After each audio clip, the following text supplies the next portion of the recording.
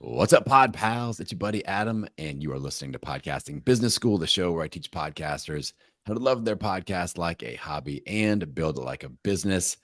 And this is a very special podcast audit session. I've got my pod pal Steph from the Nosey AF podcast. Steph, welcome to the show. How's it going? It is going really well. I'm super excited to be here. I've been binging your show, and so I'm excited. It's Well, my turn now. yes. And honestly, for anybody listening in, if you've listened to a lot of episodes and haven't done a podcast audit yet, I love every podcast audit, but it's always so much better when somebody's like a fan of the show. And I don't know, it just brings out a different level of energy from somebody that downloaded a lead magnet and they've not even listened to it. And they're like, who is this guy? And let me go talk to him. They're kind of feeling me out. So like we have that know, like, and trust already built up. You've heard my voice, and now you kind of, we have a real good conversation. So I appreciate you, Benj, listening to the show. I appreciate your download donation. Okay.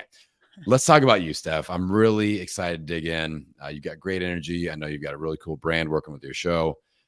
Let's talk about goals. 6 months from now, we're having a conversation just like this one. Things are going really well. Great momentum around your brand. Paint that picture for me. What would need to happen between now and then for you to be really psyched about it? I think 6 months from now, I would love to grow. I feel like any other podcaster, like grow my numbers. I think you have that $1,000 download an episode goal, and I would love that even if it was at like 500. Half of that would be great, but I would just go big with that big number. And then I think having like a consistent flow. I've created my show in seasons. But since it's always just me and like with work and stuff like that, I feel like there's been breaks in that. And I feel like I got a good consistency now. I'm an artist, so I had an art residency where I was able to just focus and like get interviews and use that to take me into the next year. But even still, if I have guests that have stuff to promote, just I feel like having some type of like consistent system that keeps me consistent to be able to achieve those numbers, because I feel like if I take a break each time, it's sort of starting back again. I even look myself through podcasts like, damn, whatever happened to that podcast? And you trying to like make room on your phone and you'll like try to unsubscribe, but you just have all these shows that are like, it feels like clutter. I don't know. I try to keep them on there, but you sort of go back and like, what happened with that show? So I don't want to do that. And I want to be in more consistent communication, maybe not have too many breaks because I've planned for the breaks, instead of life happening plus needing a break. So I think being more consistent in my process, more consistent in my numbers. Okay. I would love to say like, oh yeah, like sponsorship money, but I feel like that the consistency part with the show is probably best spent in our time. Okay. I love this. Let's allow me to pin my ears back and go on that, because I feel like we can definitely get strategic around this. So first, with your season strategy, is that mainly because you like to have that built-in break, or is that like, are you doing like themes with each season?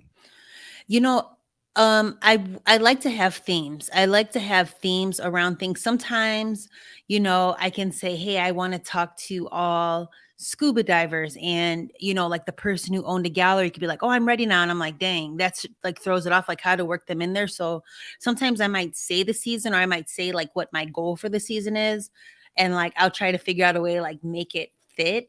But yeah, so it's sort of a yes and. So I like the themes because I think it goes along with my art practice of having themes. And then also just like work, like if I'm like filming, if we have hiatuses, like maybe it'd be nice if it's sort of lined up where it's like I'm also off on hiatus from the TV job, and then I'm also off on hiatus from my podcast. Yeah. Okay. So, all right. I feel like I'm picking up on what you're trying to achieve here. So with one thing we need to be careful about with the idea of seasons on a podcast is the breaks. That's where one of the superpowers that we have as podcasters is we insert our content into our listeners' life routines where they're like, I listen to the Nosey AF podcast on Wednesday mornings every week when I drive my kids to school. And then it goes on a 3-week break. They don't have the Nosey AF podcast to listen to for 3 weeks. They're going to listen to somebody else, and you might not get that space back. So we do all that work to create super fans and like get in there. And then we're like, I'm just gonna take a little break for a while. And it's like dating somebody super seriously, and you're like totally into it, and you put all that effort in. And you're like, let's just not talk to each other for 3 weeks. Like something's gonna happen. Like that's not good. So there's some ways to work around this because I do also really believe in breaks. Like we need to unwind and just kind of check out as content creators, or our content will suffer. Our lives and relationships will suffer. Our businesses will suffer if we're just like, oh God, I create the next thing. It is really hard to create something where there is nothing, content wise, offer wise, whatever. Like that takes creative energy and that gets sapped. So how do we attack both these things? So one simple strategy is like, let's say like we're going to have, seasons, but there is something that exists in between the seasons. Yeah. And maybe that's a short thought episode from Steph. Maybe it's a 5-minute thought strategy tip, something. And you could sit down and batch record as many of those as you want and go, okay, it's a 10-minute tip episode for the 4-week gap in between seasons. And it's still episodes and it still fits your season themes. So that's one easy way to do that. Another one is you do greatest hits. Like you just put like some of your throwback episodes and those go live. It's like doing reruns from a TV show. Like that's what they do. Like they've got the new season and then, they used to do like the reruns or whatever, in between to kind of fill the gaps. And so that's something that you can do to kind of get people caught up on best content. And I think that is going to be a pretty easy way. So you can still take your breaks, you batch record a little in between bridge and take as long off as you need to and just pre-record them, schedule them, and you're good to go, or do the greatest hits. So how do we feel about either of those two strategies right now? I think that sounds really good. I actually even have planned for this current season for the holiday. I was like, oh, this lines up when I might be on holiday from production. So let me line up, like I have like 2 empty slots then. And I was like, I could either do the greatest hits, like you said. I like the idea of the short episodes. One thing, if it's okay to ask, can I ask you a quick question? Of course. I would hear like, I like listen to all this different material about growing your show and stuff like that. Not necessarily from you, not from you, just in case you don't like it, but like, it's not necessarily from you, but people, they'll say stuff like, oh, do a feed drop. So basically like I can ask, like a friend who has a podcast and like say, hey, even Adam, like he's going to give us ideas like for the holidays of like how to keep it together, like enjoy this episode. What do you think about stuff like that? Yeah. So like a podcast content swap sort of a thing, like have somebody just create something and drop it in there 100%. And that's a great way to network. And it's a great value add. Mm-hmm. And just to be strategic with it, what I would do is maybe you've collaborated with guests in the past or whatever, or you've got a hot list of people that you kind of would like to really be a guest on their show or collaborate with their brand. That's a great value add. If like, oh, I would love for you to do an expert jam session or whatever you call it on the topic of whatever. I've been listening to your show.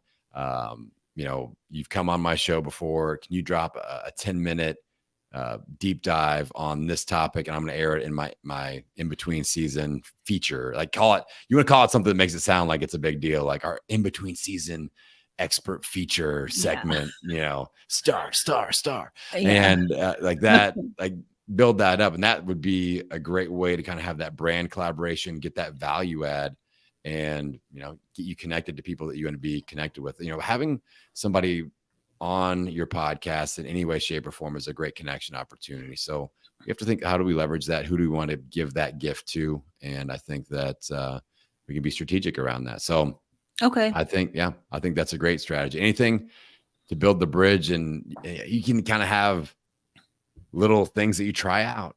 So if you're like, I've got 5 weeks or 3 weeks or whatever, let's try 5-10 minute tips with Steph, or let's try some guest expert deep dives, or let's do greatest hits, and let's just see what your audience likes. Or maybe it's a mix of all of them, and Mm-hmm. just let people know you're gonna try some different flavors out. Maybe you really hit something. They're like, Steph, we love, like, you notice the 10-minute episodes are killing. Like, it's just crazy downloads. Okay, your fans have spoken. Let's get some more of those going, and let's add that to the regular routine. That makes Okay. sense? Yeah, that makes sense. Yeah. Okay. So one other thing I want to touch on is the word season, because I can tell you are very creative, not just because you're in like the art and creativity space, but like, you're a content creator. We all have that creative gene. Sometimes the word series boxes us in, because we start running through like, oh, all of my series so far have been 13 episodes or this many weeks, and they all have to match and all this stuff. And then it's on this theme, and like, I can only talk about sharks so many times. Like, I can't talk about sharks 13 times. So we get boxed in. So something to consider is maybe switch from the word season to series. So Okay. so instead of being like season 1, season 2, season 3, what I like to have people do is go, for the next 5 episodes, I'm going to do a series on whatever, and knock out those 5 episodes. But you can kind of go like, you map it out and go, all right, I've got 7 episodes on online marketing. I'm gonna do a 7-episode series. I know what the topics are. I know who I want to have come in and talk. And instead of having, normally my seasons are 13 episodes and I've only got 7, I got to figure out the other 6. I'm just going to call it a series and go, I'll have maybe a solo episode, a 10-minute Steph episode that kicks it off. I'm like, oh, and our next 7-episode series, or our next series is going to be a 7-episode series on blah, blah, blah, blah. Here, kind of preview it a little bit. And then you got the next 7 episodes, and that would quote unquote be a season. But the word series just allows us to kind of get outside of the box and not be like, it has to be the same as all the other ones, and allows you to deep dive and all that stuff. So just something to consider, especially if you ever get into that and you're like, I have to fit the mold of all the other series, seasons. I keep switching those words out. I have to keep matching all the other formats of the other seasons that I've done. So any thoughts on that? I think I like that. And I wonder if I have that like on my Notion a series thing, but um how do you count out, because like on Apple when you upload it, it says what is the season? Like, how do you count that out then? So, okay. For me, I am deathly afraid of categorizing anything as a season, because I've seen so many people mess it up. Like, a very high percentage of people, and I don't even know how they're doing this, but I see it. Like, people hire me, and the first thing I do is I go into their feed and I'm like trying to fix things that are glaring, just like, this is weird. And a high percentage of people that have their show listed in seasons have it messed up, so the seasons aren't showing up in order. Or it'll show season 1 at the beginning of the feed, and season 1 was 5 years ago, and it looks like they haven't released an episode in 5 years, instead of their latest content being the newest season. So it seems like that is very easy to mess up depending on which podcast host you're using, and that just worries me. So for me, I tend to steer people away from the series. Oh, sorry, again, I'm doing it again. The season button on our host, and just like put it in the title of the show, like season 1, episode, whatever. And like just doing it there. That way nothing gets screwed up in the order of Okay. the actual shows. And I know you're thinking like, well, I've already done all these and they're Okay. already categorized. And if you want to switch from that, that format, I don't think you need to make a big deal of it. I don't think people are like, all of them have been organized in seasons. Why no more of the seasons? Like, I don't think they're gonna sweat that at all, personally. But I don't think you need to go back and change anything at all. And you Okay. could, every time you do a series, you could call it a season and label it as a season if you wanted to. But that way, so if we go that route, like what season would be the next season? Like what number will it be? I'm currently on season 4. Okay, on season 4. So like, let's say we're looking ahead to season 5, and we're going to kind of relabel that to a series, a podcast series. And you've got a topic on, I don't know, whatever, like sales or something like that. And you know that you've got 5 really great episodes lined up for this sales, different angles on sales. And then you're also going to do a 10-minute Steph Nosey AF 10-minute deep dive. And that's going to kind of kick it off. So that would be episode 1 of season 5, the kickoff. And then you've got 5 other episodes in season 5. So 6 total episodes. And then that's a season. And then you've got your bridge in between the next one. So yeah, that's the way that I would do it. Does that make sense? Yeah. And then as you type it, you're really just typing that stuff like in the show notes, in the title, instead of Yeah. like putting it in the box of the host. Yes. Okay. Because That's easy. yeah, if everything is like in seasons and then you have these in between episodes that aren't technically seasons, it's like, where do we put those in the seasons and how do we categorize those? And the feed can just kind of get jumbled up a little bit and confusing. And these are all patterns that aren't really a big deal to our listeners. And we get all jacked up in our heads about like, where does it go? And then it shows up weird because we're trying to be creative and figure out, these labels and things. So I always just keep it super simple. I just put, season 1 episode, blah, blah, blah, title, or you could, depending on like having the word season 1 episode XYZ, that's a lot of words that eat up that title. Yeah. So you could put that at the end also. So it could be title and then in parentheses, season 1 episode XYZ. Okay, yeah. As you were talking, I was like, maybe I shouldn't just have that at all. And then just like put the title of the episode, and then like in the show notes, be like, oh, in this season of, our sale, or like in this, our sales series, we're learning about planes, or, Yes. whatever. Yeah. Because I know that the real estate of the head of the title is important. And it Yes. seems like even you putting it in the title and all that stuff, it already sounds like it's sort of confusing. Yeah. Yeah. So yeah. Yeah. And I'm a big fan of numbering episodes. We want to make it easy for somebody to find. Like, let's say you're speaking on stage and you go, oh, and I talk about this. Somebody asks a question, you go, oh yeah, blah, blah, blah. You answer it. And if you want to go a little deeper on that, I talk about it on episode 184. Like, I want them to go to your feed and be able to find 184 super fast. Yeah. So having it in there somewhere where they can scroll through, click on it, and see even at the end in parentheses, season 7 episode 184 or whatever, like just having those reference points, that's going to be helpful. Does that make sense? Okay. Yeah, that makes sense. Okay. So I think, yeah, we're getting into the weeds a little bit here, but you asked for it, Steph. All right. So I think we've handled the gaps in between releases, the breaks. I think we got a good strategy with that. Mm-hmm. And we're kind of getting specific with the season versus series and all that stuff. What about like your marketing patterns? A new season, series, episode is live. How are we letting people know about this? So I came to you in the middle of producing or getting interviews for this season, which we already talked about, but like getting these interviews. And so I tried just now when I released my first episode of this series to meet your 3 social posts in 72 hours, and I got to 2. And then I did my newsletter like a week later. Good. I realized that I do not talk about my show at all. I put it up there, and I think I got this from another expert, and that's why you have to pay attention to who you're listening to. Like somebody else was like, oh, if you post that up there, like if you post your show on your Instagram stories, nobody really like pays attention to it. Like, so why even do it? And I was like, oh, really?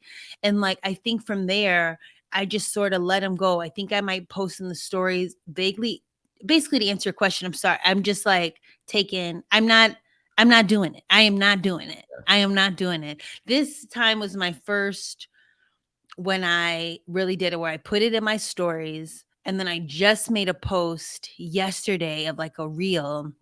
And then I sent out a newsletter to my audience and I talked about it there. Good. So it's been non existent. Okay.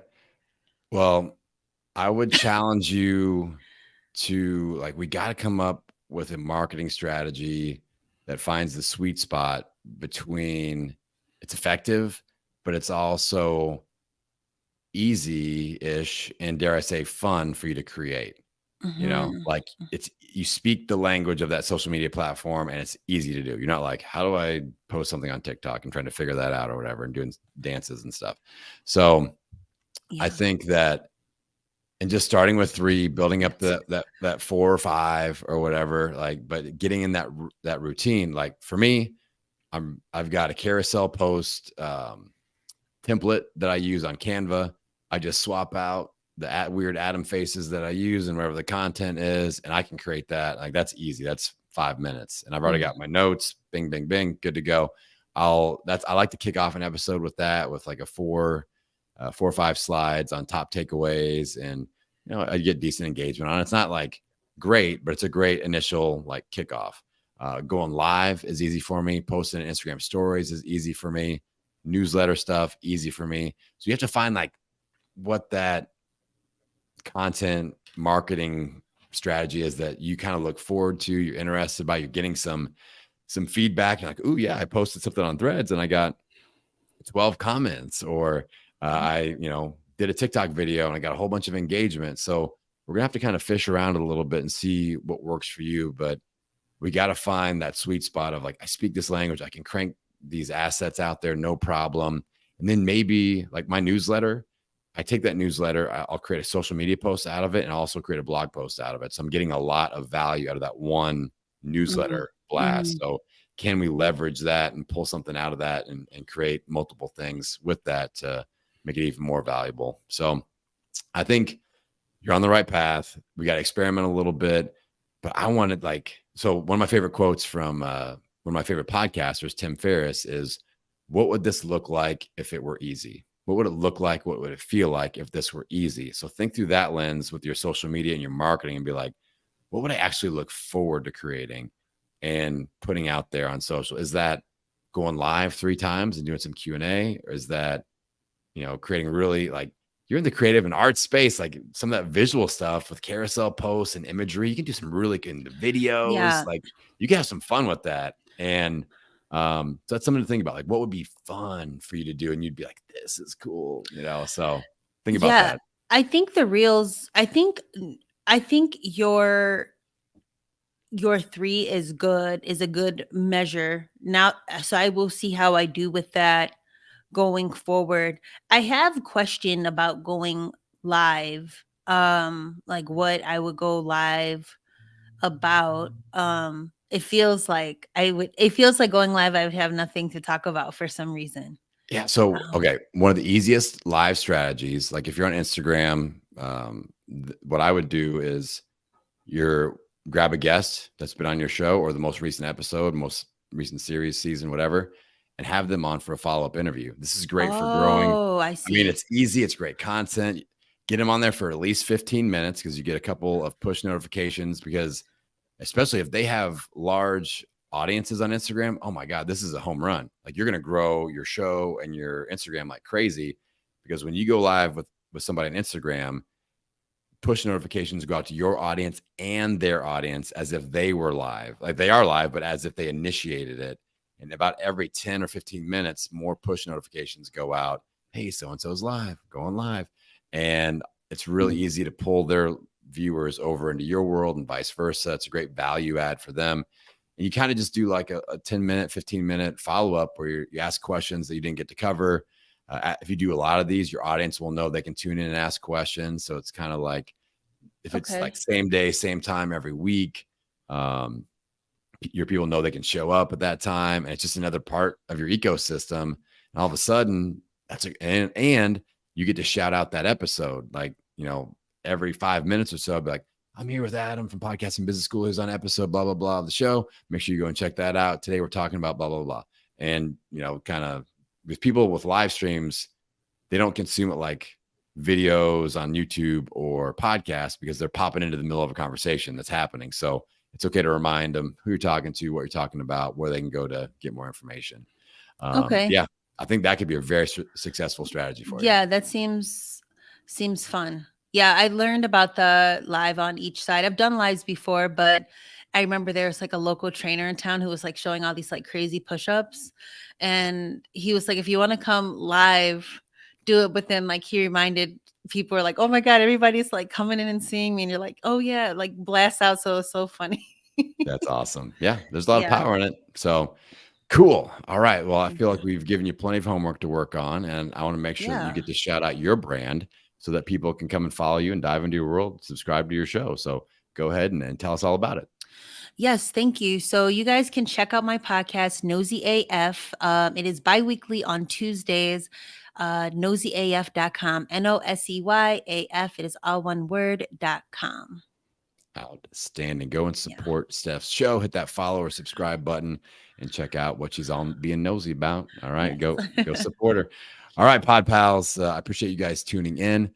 Again, if you want to come on for a podcast audit, just like my friend Steph here, then go to the website podcastingbusiness.school. And with that, I'm going to send you out into the wilderness of podcasting, out into the world, wishing you health, happiness, and many downloads. We'll see you next time. Thank you.